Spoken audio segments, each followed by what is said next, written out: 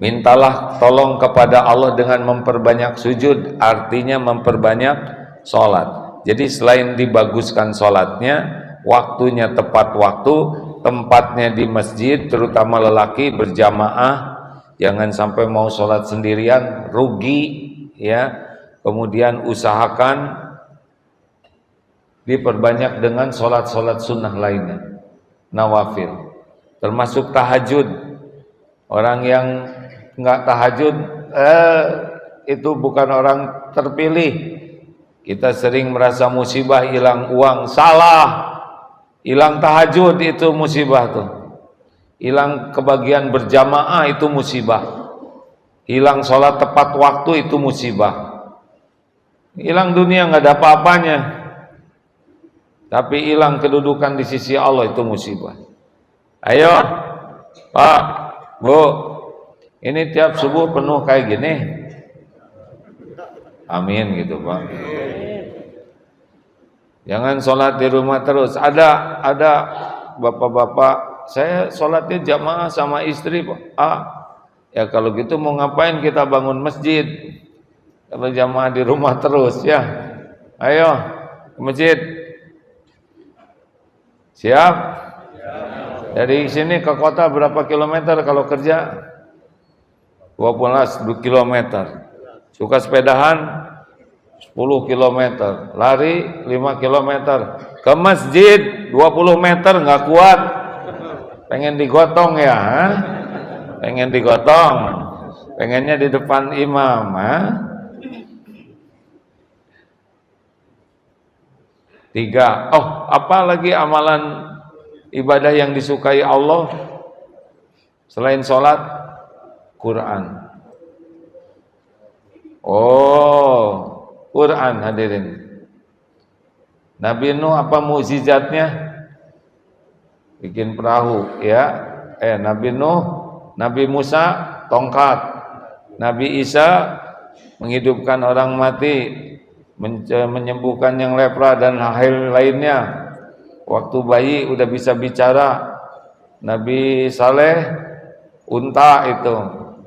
Semuanya sudah berakhir mukjizatnya, kecuali satu mukjizat Nabi Muhammad SAW. Apa? Al-Quran.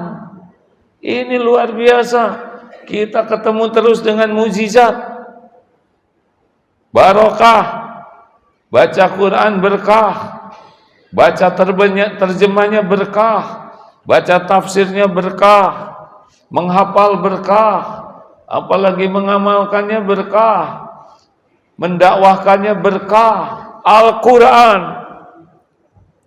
Al-Quran diturunkan oleh Allah lewat malaikat yang mulia, malaikat Jibril. Diturunkan pada bulan mulia, kena bulannya, bulan Ramadan jadi mulia. Malam Nuzulul Quran, malam paling mulia. Nabi yang mendapat Quran, Nabi Muhammad, Nabi paling mulia. Siapapun yang oleh Allah ditolong dekat dengan Quran mulia kalau ikhlas. Segala dibaca mau ngapain? Bukan tidak boleh. Quran baca dulu. Satu huruf satu kebaikan dikali 10. Bismillahirrahmanirrahim sama dengan melakukan 190 kebaikan.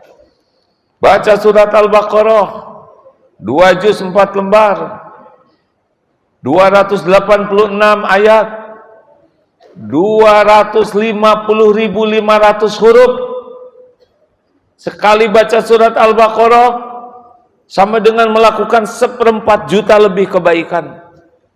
Membacanya, membawanya barokah, meninggalkannya penyesalan. Itu sabda Nabi. Makanya baca Quran, tiada hari tanpa Quran. Bawa kemana-mana Quran. Kalau mau baca Al-Baqarah, bawa kemana-mana. Tapi kan di HP juga ada bagus, tapi dibaca tidak. Itu masalahnya ya. Baru baca sedikit, masuk WA, baca WA. Akhirnya cuman sisa. Belum lagi lihat tayangan-tayangan, pakai pakaian terbatas. Beli Quran, mushaf. Di HP juga boleh. Kalau bisa di HP disiplin bagus, kalau enggak pegang. Bawa, kita ketinggalan HP ribut, ketinggalan Quran yang ribut. Bangun tidur HP Quran. Mau tidur HP Quran. Kecuali yang dibuka di HP-nya adalah Quran. Ini malah giliran ada bacaan Quran, Bismillahirrahmanirrahim, di skip. Kalau lihat tidak, kita nge-skip bacaan Quran. Lihat tidak? Senyum semuanya, ngaku ya. Kita mah nggak kuat. Setan yang nipu supaya enggak mau dekat dengan Quran, karena Quran itu barokah. Mau ditolong oleh Allah? Mau tidak? Kok di keluarga saya, di rumah tuh ribut aja, dikit-dikit meledak, dikit-dikit marah, dikit-dikit nggak enak. Anak-anak juga nggak nurut, ngelawan terus, susah disuruh sholat. Kenapa? Kenapa? Karena di rumah itu banyak jinnya. Tapi kemarin udah saya ke laundry, kan bukan jeans, jin. Karena di rumah yang kurang dibacakan Quran dan jarang dipakai sholat sunnah, itu besar kemungkinan berkeliaran setannya, jinnya. Belum lagi yang iri dengki ke kita, ngirim sihir, ain. Baca Quran, terutama Al-Baqarah. Baca Pak, coba baca di rumah surat Al-Baqarah. Cari di testimoni orang-orang yang di rumahnya baca surat Al-Baqarah. Suami istri bertengkar terus, baca Al-Baqarah. Enggak tuh, enggak bertengkar karena sibuk baca Al-Baqarah. Panjang. Jadi tenang. Ada yang bapaknya suka gapleh di rumah dan mabok lagi minum bir. Gak bisa dinasehatin. Anaknya dapat ilmu ini, baca surat Al-Baqarah di kamar. Terus menerus tiap hari. Akhirnya bapaknya gaplehnya di luar, di rumah tetangganya. Itu udah lebih baik. Saya dengar lama-lama bapaknya juga berhenti tuh, karena masuk ke rumah banyak Quran, rumah banyak malaikat, tenang, sakinah. Bukan tidak ada persoalan, tapi persoalan ditolong oleh Allah, diberikan jalan keluar. Yang sakit baca Quran, syifa, obat Quran. Baik penyakit hati maupun penyakit lahir. Ayo cek berapa lembar tiap hari. Kalau belum sanggup Al-Baqarah tamatan tiap hari, ya bacalah beberapa ayat, beberapa lembar. Ayo temu kemana? Segala dibaca, ijazah terus menerus diikutin. Tuh kan, ketahuan. Sama, saya juga penasaran. Kalau udah senior seperti saya mah udah nggak pusing lagi masalah ijazah Pak, karena sebentar lagi jadi jenazah. Lebih baik sibuk memikirkan alam barzah daripada ijazah. Jelas, ya. Bapak ijazah gimana? Udah, jangan ngomongin itu, baca Quran. Saya tuh udah berusaha nggak ngomongin ini, tapi terlintas. Sebelum yang lain-lain baca Quran. Siap? Apalagi coba ibadah yang sangat disukai Allah, sedekah. Jangan main-main sedekah tuh. Pasangan dari sholat itu sebetulnya infak. Alladzina yu'minuna bil ghaib wa yuqimuna shalah wa mimma razaqnahum yunfikun. Hati-hati nih Pak, beda posisi orang yang senang berinfak itu. Salah satu ciri orang takwa, alladzina yunfikuna fis sarra'i wa dharra, yaitu orang-orang yang senang berinfak dalam lapang dan sempit. Tidak akan termasuk orang takwa, orang yang pelit. Ibadah yang sangat disukai Allah sesudah sholat adalah infak. Menginfakkan. Tapi saya uangnya dikit, disebutnya juga dalam lapang dan sempit. Jadi tidak hanya dalam banyak uang, lagi susah juga tetap sedekah. Kenapa? Karena sedekah itu merupakan ciri orang yang percaya kepada janji Allah. Al-Baqarah 268. Asy-syaitanu ya'idukumul faqra wa ya'murukum bil fahsya. Setan menakut-nakutimu dengan kefakiran. Jangan kebanyakan dong sedekahnya, habis nanti duitnya. Ini susah loh. Nanti besok lusa belum ada lagi. Terus ngebisikin dan menyuruh kita berbuat keji, yaitu kikir. Wallahu ya'idukum magfiratan minhu wa fadla. Dan Allah menjanjikan ampunan dan limpahan karunia, wa fadla, dan karunia. Wallahu wasi'un alim. Allah maha luas karunianya dan maha mengetahui segala-galanya. Kenapa orang yang pelit dibenci Allah? Karena yang pelit lebih percaya kepada janji setan sang penipu daripada janji Allah yang maha menepati janji. Itulah sebabnya orang yang pelit, koret, kedekut, buntut kasir, cap jahe itu tidak termasuk orang takwa. Ini serius. Al-Baqarah ayat 3, ciri orang takwa beriman kepada yang gaib, mendirikan sholat dan berinfak. Ali Imran 134, sebelum bisa nahan marah, sebelum bisa memaafkan, infak dulu. Karena orang yang senang berinfak, di antara hadiahnya bisa nahan marah. Jadi para pemarah terus-menerus itu biasanya pelit.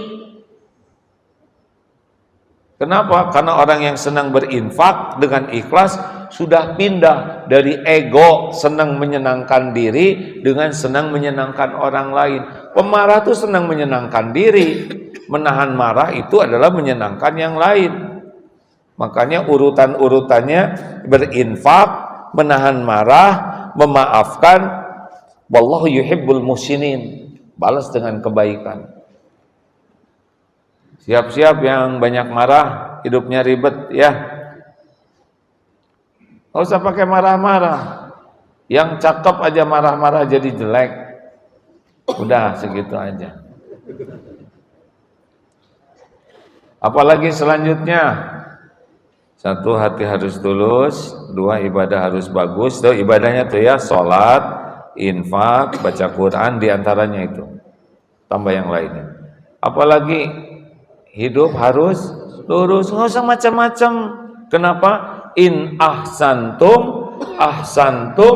li anfusikum wa in asatum falaha. Jika kamu berbuat baik, kebaikan itu untuk dirimu. Jika kamu berbuat buruk, jelek, jahat, maka untuk siapa? Ya dirimu juga. Jadi mau ngapain kita nyiksa diri, ha? Setiap kali kita ngomong jelek, bekal balik ke kita. Setiap kali kita licik, bekal balik ke kita. Setiap kali kita zolim, bekal balik ke kita. Demi Allah, semuanya nggak ada yang meleset. Jadi setiap kali kita melakukan maksiat itu seperti menyimpan paku, menyimpan beling, menyimpan duri, menyimpan ranjau, bambu runcing, silet, persis di tempat kita akan menginjakan kaki. Jadi setiap keburukan itu benar-benar akan menjadi musibah bagi kita. Bu, ibu-ibunya ditaruh di atas jadi kurang terabsen. Ibu, mana yang Allah sukai, Bu? Senyum atau cemberut? Nyebut senyum sampai cemberut. Senyum. Coba disesuaikan. Mana yang Allah sukai, perkataan baik atau ngobrolin kejelekan? Mana yang Allah sukai, marah-marah atau menahan marah? Mana yang bisa bikin bahagia, memaafkan atau dendam? Udah tahu. Masalahnya kan jarang praktek. Jarang kan suami istri saling senyum, jarang. Oh, ini apa? Udah wajah kita pas-pasan, nggak dipakai senyum ya kan? Loh saya pernah lihat, maaf ya, nenek-nenek ompong udah tua sekali senyum, tetap manis itu, bukan tertarik ya, tapi manis. Ayo hidup mah cari tahu apa yang Allah suka, amalkan. Nggak usah pakai licik. Mau ngapain licik?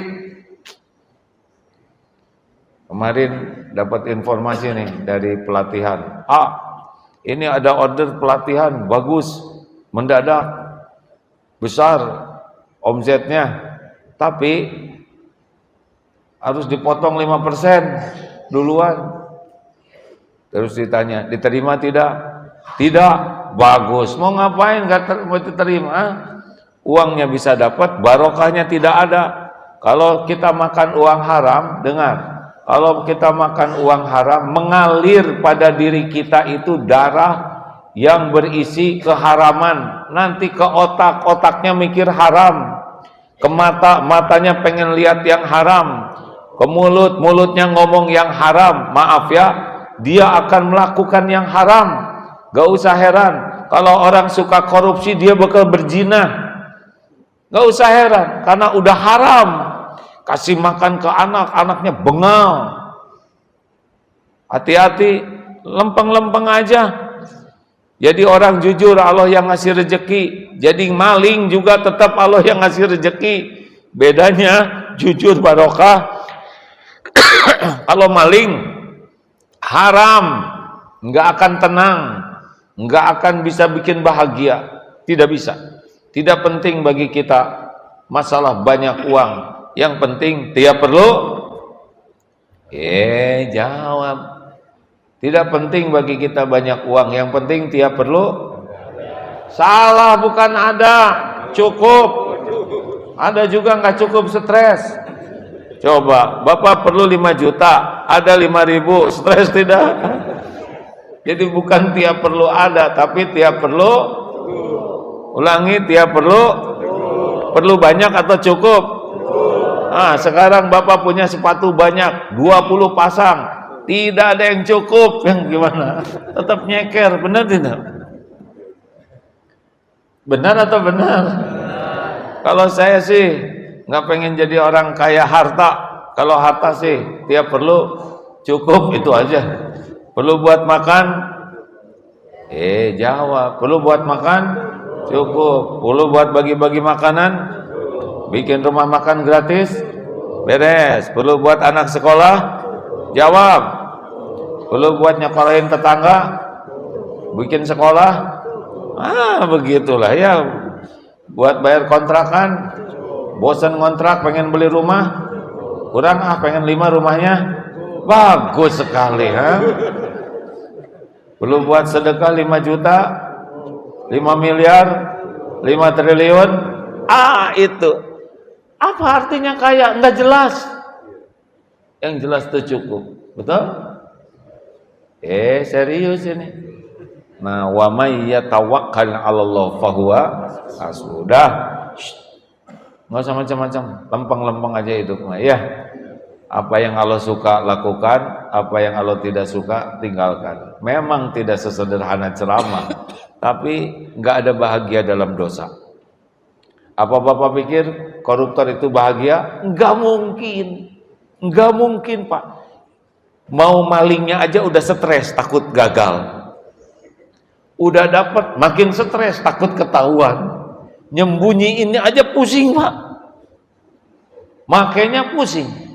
Disimpan jauh di Afrika Selatan. Takut kelacak. Stres. Enak mah biasa-biasa aja jadi orang lurus. Halo? Saya mau korupsi apa? Saya mau nggak usah pakai macam-macam. Hidup mah lempeng-lempeng aja. Ketemu kok. Kalau Allah mau ngasih sesuatu ke kita, ketemu. Nggak akan kemana-mana. Nggak ada yang bisa ngerebut nih Pak. Ini rezeki buat saya Pak. Nggak akan pindah ke sini, nggak akan ke sini. Bapak deketan ya. Nggak akan kemana. Nggak akan ketukar. Apa yang Allah kasih pasti ketemu. Apa yang Allah nggak kasih nggak akan ketemu. Lempeng aja. Wah, tapi banyak saingan. Nggak apa-apa. Saingan kita juga hamba Allah. Allah juga kok yang ngasih kepada mereka. Emang saingan kita hamba siapa? Kita dagang rame barengan. Emang bisa pindah? Jawab, maksudnya pertanyaan hadirin, jangan bikin jengkel. Kalem aja. Ada yang jualan bubur ayam laku sekali, dibantu oleh keponakannya. Ini kisahnya apa? Sampai mobil tuh berderet pada jualan bubur ayam. Laku, favorit. Tiap pagi rame, tiap sore juga rame. Udah waktunya kata pamannya. Nak, kamu udah pintar, udah cocok nih bikinnya. Bikin lagi di sana, cari jalan yang diizinkan jualan. Bikin laku sama, pamannya laku, keponakannya laku. Lalu keponakannya ini bikin inisiatif, resep bikin bubur ayamnya ditulis di fotokopi, dia bagikan. Nih, kalau ada yang minat jualan ini resepnya. Ditanya, Dek, nggak takut rugi tuh kalau nanti orang jualan yang sama? Lah, paman saya aja nggak berkurang rezekinya, ya kan? Masa ngebagiin ilmu membuat kita kurang rezeki? Itu orang beriman. Jelas? Ini maunya iri dengki aja. Coba saya tes dulu. Ibu keluar dari rumah, dari masjid, semua dikasih uang masing-masing 10 juta. Mau? Mau tidak? Kalau mau, kalau tidak, tidak, Bu. Ini saya ngarang, ya. Uang 10 juta, kemudian ibu dikasih ongkos pergi ke Lombok untuk liburan 5 hari, lengkap dengan hotel dan bekalnya. Mau? Sekeluarga ke sana boleh. Mau? Jadi pulang dari masjid 10 juta cash dan biaya buat tiket hotel ke Lombok. Mau? Bapak-bapak keluar dari masjid nanti masing-masing dikasih 50 juta. Udah gitu dikasih ongkos umroh. Ini tuh ibu-ibu pada jengkel. Ibu nggak usah jengkel, ini kan cuma ngarang. Langsung diem deh, siapa? Oh, lelaki dikasih 50 juta umroh lagi. Ini ngarang, Bu. Masa ngarang aja dengki? Nah, inilah manusia. Benar atau benar? Saya kan lihat wajah ibu-ibu dari gembira. Maaf ya, Bu ya. Tuh kan masih marah ya kan? Ya udah, Ibu 100 juta, puas. Ngarang aja pelit ya kan? Ya kenapa cuma 10 juta kalau ngarang yang gede? Ya udah 1 miliar ya, puas. Begitulah hidup ini. Udah nggak usah neko-neko, ya lurus, ikhtiar dan doa serius. Dengar ya Pak ya, ihris ala ma yanfa'uk wasta'in billah wala ta'jaz. Ini paketnya Pak. Ikhtiar itu yang manfaat maksimal. Tapi ikhtiar dan doa itu seperti uang. Ada dua-duanya. Jadi kalau ikhtiar banyak, doa kurang, nggak akan bahagia. Doa tapi dia malas, nggak kena. Ihris ala ma yanfa'uk. Bersemangatlah, antusiaslah dengan apa-apa yang manfaat bagimu. Wasta'in billah, dan mintalah tolong kepada Allah. Jadi satu paket ikhtiar dan doa itu ibadahnya. Ikhtiar ibadah, doa ibadah. Nah, Allah tuh menyuruhnya satu paket, wala ta'jaz. Dan kalau melakukan sesuatu jangan setengah-setengah.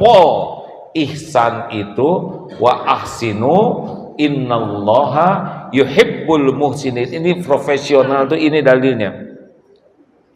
Jadi kalau mau melakukan sesuatu bahasanya begini, beyond expectation. Ya, nggak apa-apa lah. Di atas harapan orang. Kayak istri belum bangun, bapak bangun duluan. siapkan air minum hangat.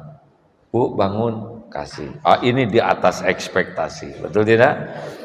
Bapak ke kamar mandi, sebelum istri ke kamar mandi, keluar kamar mandi, gosek, rapihkan, keringkan, siapkan anduk kering.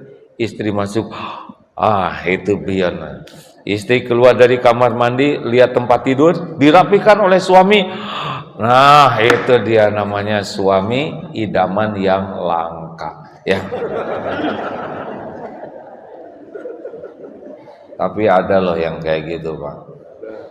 Ada yang selalu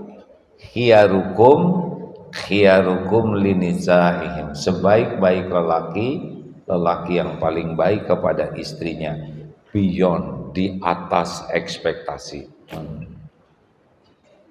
Terakhir, tobat terus menerus. Kenapa?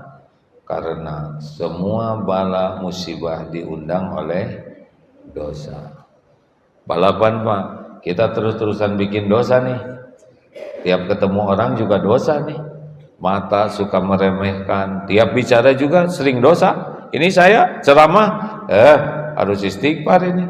Ada yang sia-sia, ada yang ujubnya, ada yang tidak perlunya, ada yang riaknya. Ini selama ceramah 1 jam ini mesti ada dosa-dosa. Mungkin perkataannya benar, tapi niatnya, hatinya belum tentu benar. Lihat HP pasti dosa lah. Banyak dosa lihat HP, betul tidak? Buang waktu, yang dilihatnya aurat orang lain.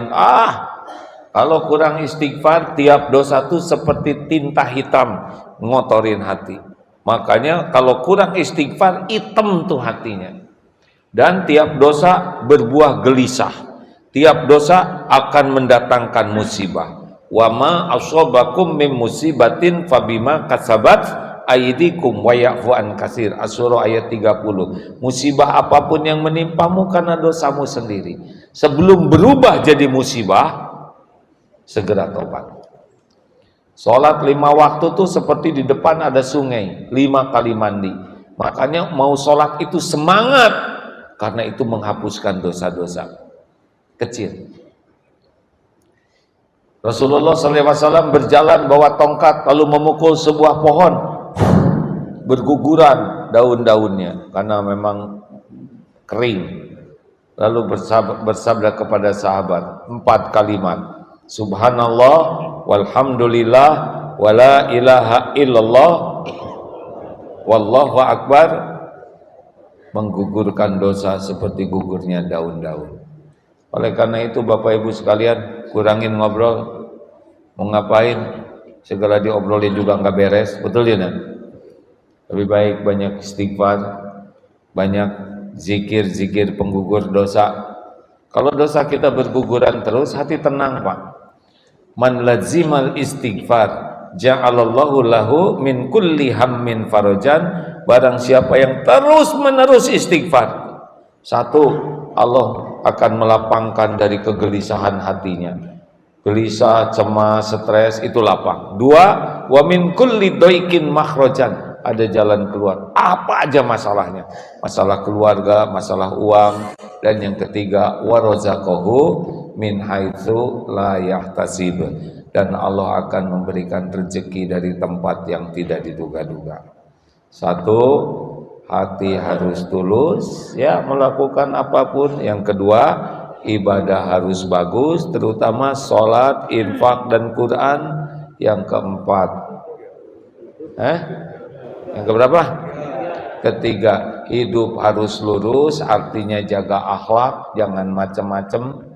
Yang keempat, ikhtiar dan doa harus serius, jangan setengah-setengah. Dan yang kelima, tobat terus menerus. Insya Allah persoalan akan diurus oleh Allah Subhanahu wa Ta'ala. Demikian para sahabatku sekalian. Sebentar saya akan menutup dulu yang di medsos ya. Terima kasih Bapak Ibu yang menyimak lewat semua media sosial ini, berbagai platform. Mudah-mudahan kita termasuk orang yang hidupnya diurus oleh Allah. Kita ini nggak daya nggak upaya kalau nggak diurus, stres. Makanya fokuslah bagaimana jadi orang yang disukai Allah. Insya Allah Allah membereskan urusan kita.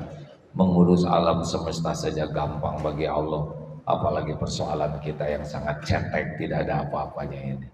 Masalah hidup kita adalah jauh dari Allah.